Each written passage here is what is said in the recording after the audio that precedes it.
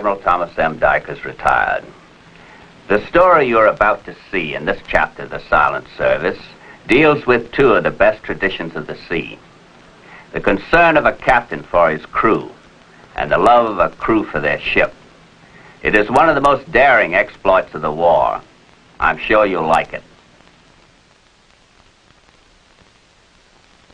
The exotic island of Bali has held a lot of attraction for tourists.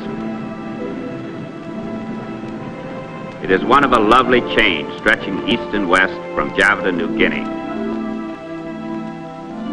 Its nearest neighbor to the east is Lombok Island, only 5 miles away, and between them lies Lombok Strait. The tourist would find it idyllic. But the USS Bergall, heading north from her base in Australia in November 1943, found it less inviting. The strait was loaded with Japanese bent on denying passage through this bottleneck. The Bergall skipper was Commander John M. Hyde, a veteran submariner from Flushing, New York.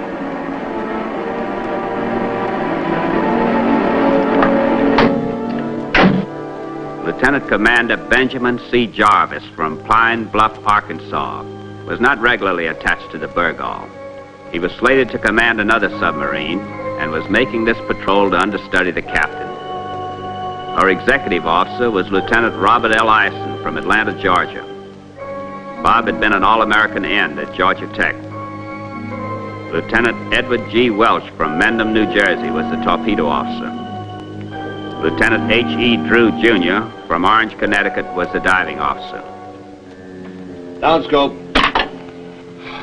They're all right. Usual welcoming committee, I guess. How many? I can see 2 of them. Well, there's usually 3. Shake, rattle, and roll. They all must be up at the north end this time. That's par for the course.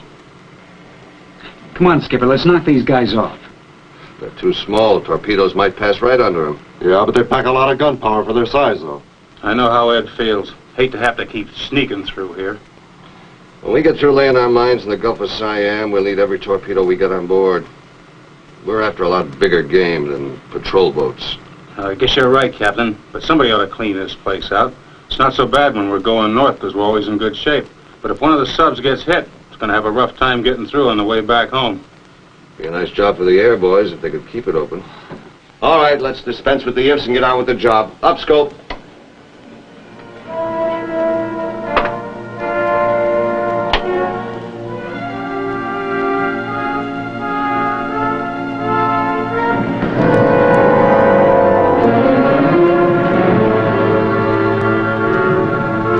I don't think he knows we're here. Down scope. We'll hug the coast of Bali as we go north. You got the charts? Yes, sir. How far off the beach you want to run, Captain? About a mile. That's awful close. Hugging close to the Balinese coast, the USS Bergall took advantage of the noise of the breakers pounding on the rocks. It prevented the Japanese patrol boats from hearing her as she worked her way through. By nightfall, she was in the open ocean, where she surfaced.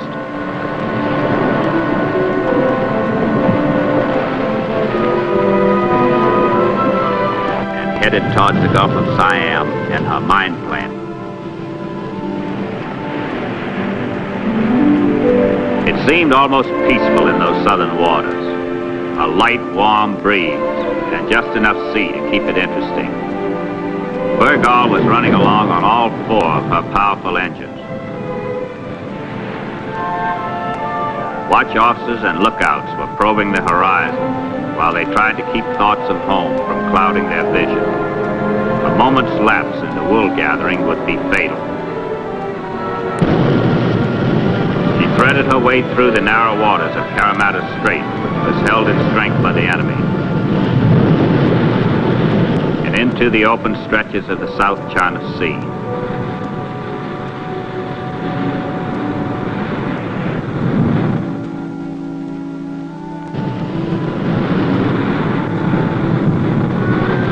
Here at last was open water, and the boys of the Bergall breathed a big sigh of relief.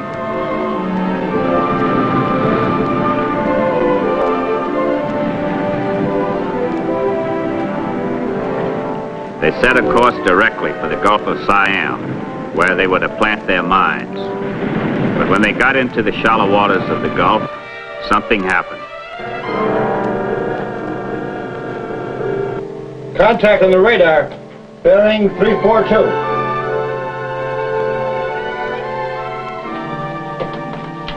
Surface contact bearing 342. Surface contact bearing 342. 342. What is it, Drew? I don't know yet. We can just see your tops in the periscope.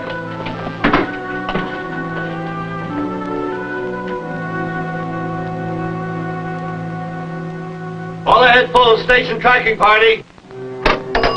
All ahead full. Using the advantage of being able to see with a powerful glass from a very high point, the Bergall was able to stay out of sight during the remainder of the day, while they made sure of the enemy's course and speed. When it got dark, they bored in to make the attack on the surface. By this time, they knew their target. It was 2 warships. The near one looks like a light cruiser. The far one's probably a destroyer. Could be. I can't see him well enough yet. What speed do you get, Ed? 16 knots. Target speed still checks at 16 knots. Okay, Bob. Let's close and shoot now as fast as we can. Give me a sounding. Sounding. 7 fathoms. 7 fathoms. Very well. If they detect us, we're going to be in bad shape. Not kidding. We sure can't dive in 42 feet of water, and we can't outrun them. This is going to be smart only if it works. The near one. It's a heavy cruiser.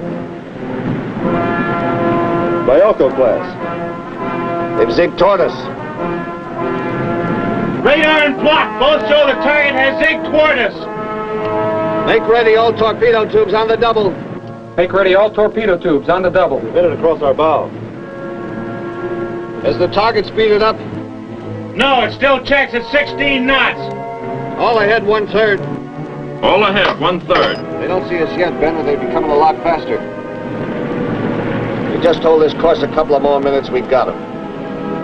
All torpedo tubes ready.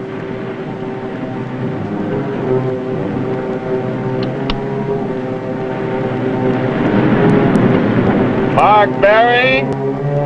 Set. Fire!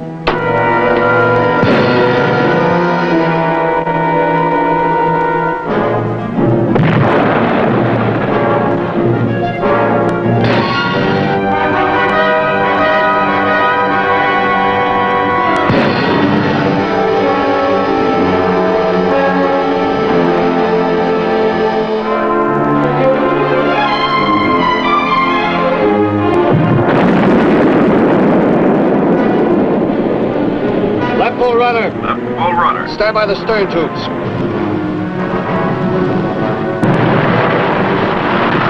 Won't need him, Captain. She's broken in half. Where's that destroyer? She's on the other side of the cruiser. Let's get moving.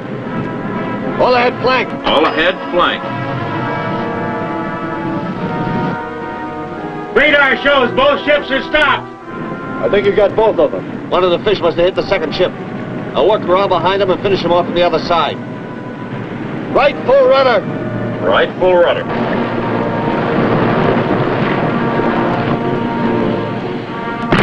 Their ammunition's exploding.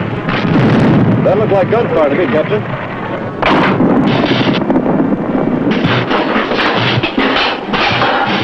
Hitting forward torpedo room. Fire in forward torpedo room. I repeat, hit forward torpedo room. Fire forward torpedo room.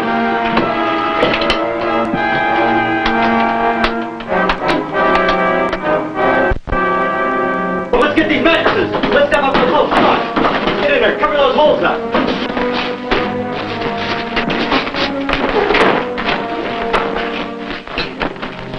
You, close the forward head. No one's hurt. No casualties. Are we taking any water? No, sir. There's a neat 8-inch hole on the port side. The shell broke up going out. Took a 4 by 5 foot section with it. Bottom of the hole, how far above the water line? About 2 feet. Thank God for a smooth sea. Head stuffing mattresses in the hole now. Good. Radio report to the force commander. Now let's get out of here. Left full rudder. All ahead full. Left full rudder. All ahead full. They couldn't possibly dive with that hole in the hull. The nearest place that they could put in for repairs was Darwin, Australia, which was 1,800 miles away. 1,200 of that controlled by the enemy. Before they could get in the clear, they had to pass through two narrow straits. Caramata was not so bad, but Lombok was always a tough one. They'll be looking for us at daylight for sure. There's nothing we can do to hide when the aircraft come over. I don't want to seem pessimistic, but the chances of getting this ship home are 50 to 1 against. Might as well face the facts. Now, there's some small islands off the coast of Borneo that are unoccupied. We could head over there and scuttle the ship. Or we could put some of the crew ashore and the rest of us try to get her back. Third alternative, keep the crew intact, run the gauntlet. What do you think? Well, putting the crew ashore and scuttling would be the sure thing to do. We'd all be saved. But I don't think we'd like it that way. We'll always figure that, well, maybe we could have brought her in. Most of the crew put this ship in commission, Captain. I don't think they want to give her up if there's any chance of bringing her through. I go along with Bob. Thanks, boys. I'm glad to know you would have done the same thing at my place. Message from the force commander. Rendezvous with Angler, latitude 2 degrees 11 minutes north, longitude 107 degrees 21 minutes east. Transfer personnel and scuttle ship at your discretion. Hey, there's a brick. I didn't know she was anywhere around. We'll transfer all but a skeleton crew. The rest of us will try to get her back. So that's it, men. We make the transfer at daylight. I just want to remind you there's very little chance of getting her through. Any of you want to volunteer to stay with the ship? Turn your names in to the executive officer. Before we transfer the crew, I want you to rig all the machine guns topside. Plenty of ammo at each gun. Aye, aye, sir. Another thing, break out the demolition charges. Strap them to the mines in each torpedo room. If they take us, they won't get much. Captain, every officer and man of the ship's company has volunteered to stay. Bob, you designate those men we'll need. 3 helmsmen, 3 electricians.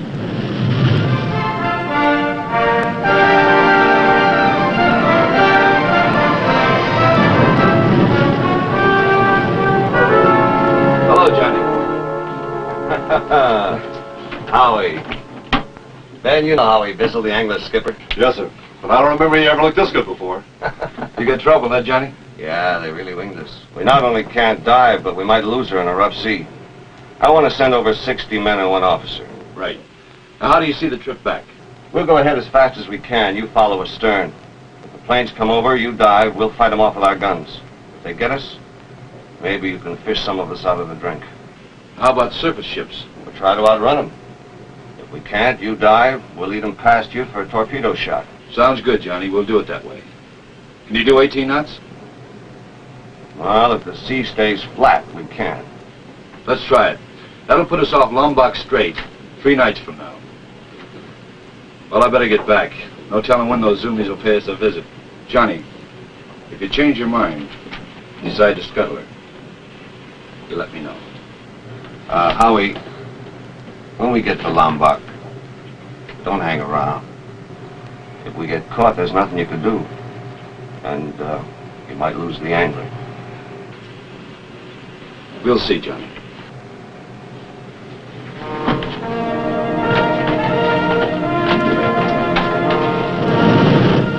God was watching over Bergall and Angler.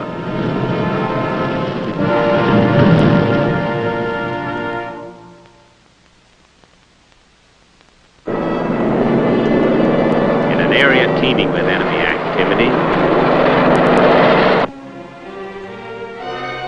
they steamed boldly through the Caramata Strait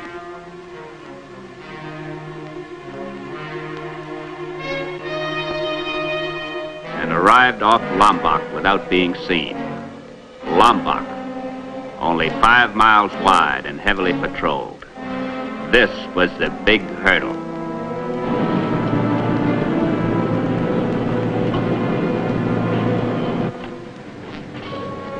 A message from the angler, Captain. It just says, go, Johnny, go. I guess that means we're on our own. All ahead, flank. All ahead, flank.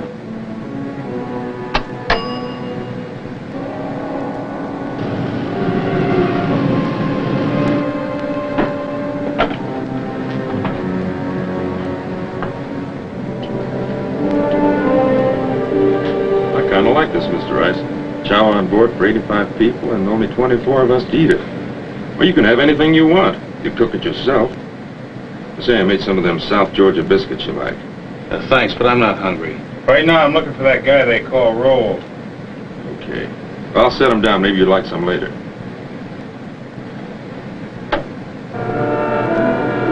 There he is.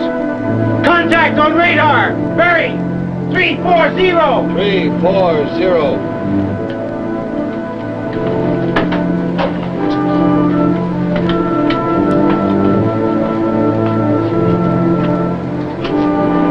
Lady Luck, don't leave us now.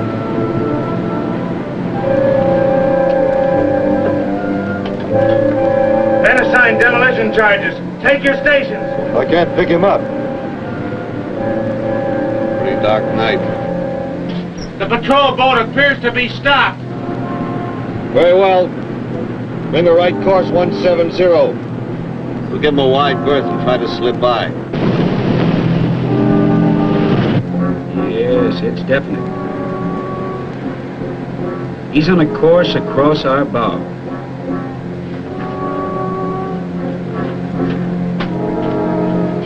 He's moving across our bow.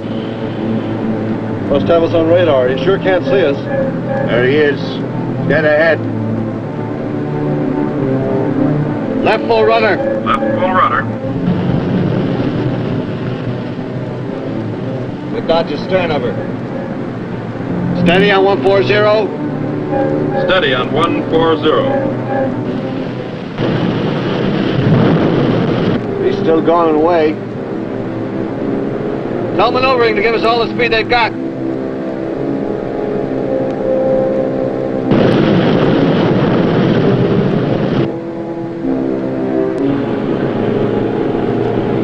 I can't see him anymore.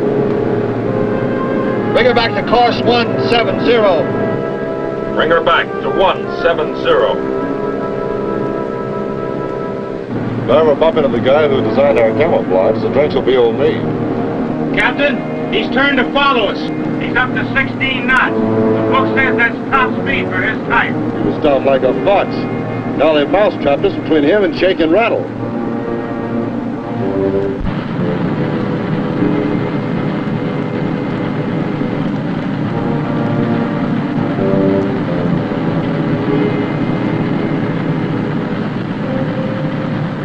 Cut it.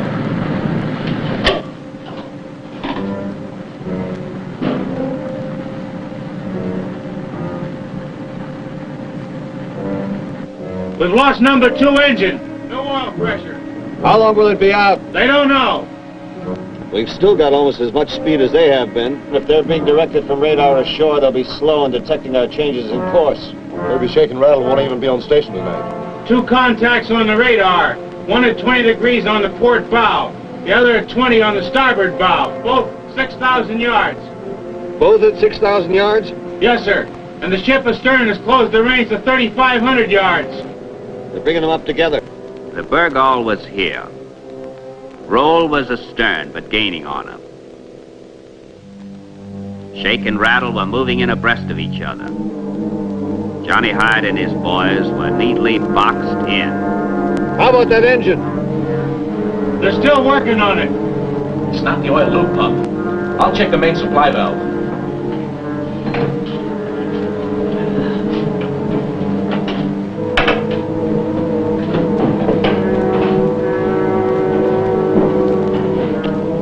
Ben, I'm going to head right for this fellow on the port bow. When the range gets to 2,000 yards, I'm going to cut right back and run for the hole between them. Left full rudder. Steady on 140. Left full rudder. Steady on 140. If you're right about the radar ashore, we may slip between them before they know what's coming on. If you're not, we're going to be whipsawed by them both. We'll see in pretty short order. Captain, that fellow astern is still gaining. What's the range dead ahead? 2,500 yards. Keep those ranges coming on the ship ahead. 2,400 yards. Range, 2,100. I got him, Ben. Dead ahead. Yeah. I see his bow wave. Range, 2,000 yards. Right full rudder. Steady on 180. Right full rudder. Steady on 180. Keep an eye on him, Ben. I'll try to find the other one.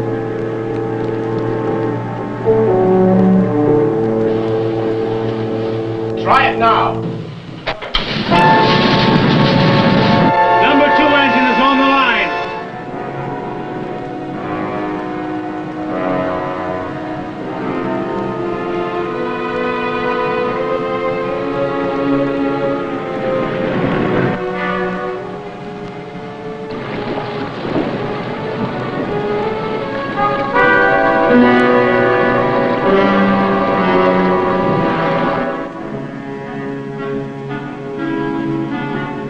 There he is.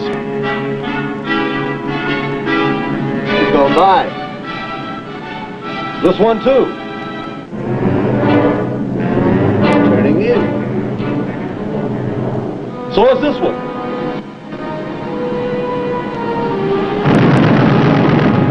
Gunfire. We're both firing. They've jumped their own ship, the one that's been chasing us. Don't let him have it! Radar shows the enemy has stopped. They're shooting up their own ship! They're shooting up their own ship.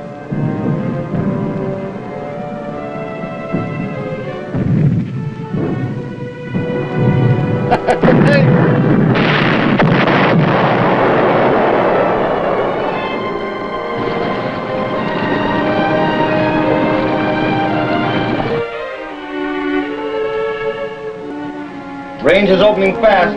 4,500 yards.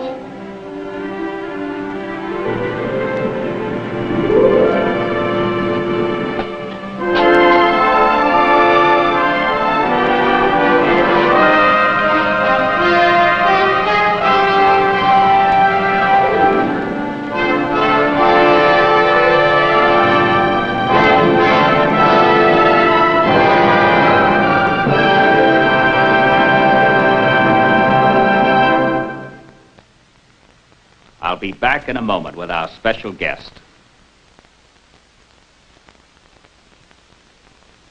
One thing is dead certain. As long as they live, no one can ever accuse these boys of taking the easy way out. Now I want to introduce to you the Bergall skipper, Captain John M. Hyde, United States Navy, and her executive officer, Commander Robert L. Ison, U.S. Naval Reserve. Admiral? Gentlemen, you certainly did a fine job bringing that ship in. Would you like to do it over again? Every now and then I catch myself thinking it was fun. But it's only because it was a long time ago. I know better. If I had known I was going to come out with my hide, no puns intended, Captain, I wouldn't have minded. But we didn't expect to. It makes a big difference. It's almost a miracle they didn't sight you from the air. Yes, the Japs were pretty strong there in those days. Our luck held out when we needed it. It took more than luck, and that's obvious. Well, Johnny and Bob, we greatly appreciate your being here with us. Thank you. I know I speak for everyone looking in when I say you. congratulations on a fine piece of submarining. We're all very proud of you and the great crew of the Bergall. I hope you will be with us again for another true and thrilling chapter of the Silent Service.